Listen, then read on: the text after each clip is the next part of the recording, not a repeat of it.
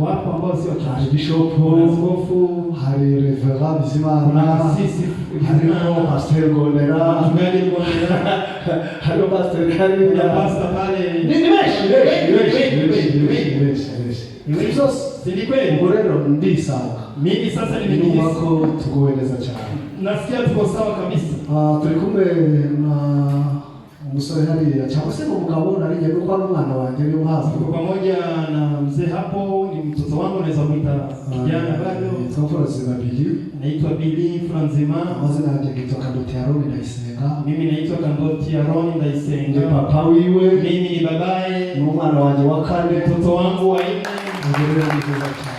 Njema kabisa. Hai na kwa umurimo w'Imana muri mwaka wa musenge ku missionnaire. Naye afanya kazi ya Mungu mwaka wote ndio katika mission. Ndio yuse ko yanyuzwe n'ibyo nkora. Amerikishwa na yale nafanya. Bituma nawe yishimira kurambikwa hibina. Naye akafurahishwa kuwekewa mkono. Ndishimira kuko tubanye nabo. Nafurahi kuwa na yeye. Imana shimwe cyane. Mungu akwese kwenda wale twazanye wengine tumekuja na wao. Wanataka wasurwa lakini bado wanasalimiwa. Tunawashukuru kwa zumako. Tunawashukuru kwa yale mlifanya gose kubiga mwako zigose. Kwa yale yote mlifanya siku ile. Mweke murero umuryango hano. Ninyi mnaangalia jamii hapa. Murero mwako zibisisi. Mlifanya mema mema. Abavyeyi beza. Ninyi wazazi wazuri. Ninyi washika wazuri. Baraka zacu. Ninyi nguvu zetu. Ninyi ni tabasamu zetu. Tunawashukuru cyane. Tunawashukuru sana. Nageze hano nifika mahali hapa.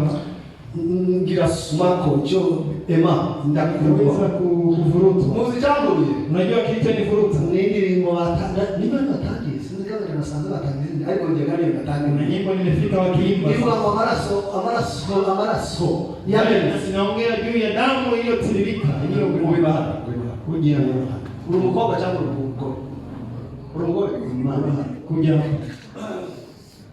amaraso yamenetse damu iliyomwagika. Yavuze gutyo numva kuko nzenga ndazenguka. Alisema hivyo nikasikia nzenguka kazunguka zao zilizofata mwisho kushika katika mafikra.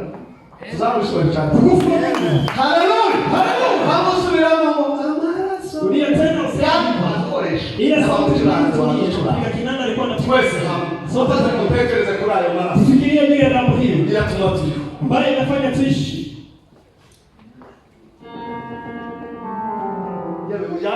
Mujane mwese mundio nani pia muweze kuelewa nyimbo hii msikie kandi hiyo dosi kabisa hiyo iweze kufikia au kama chimanisha kakobacho yamenduje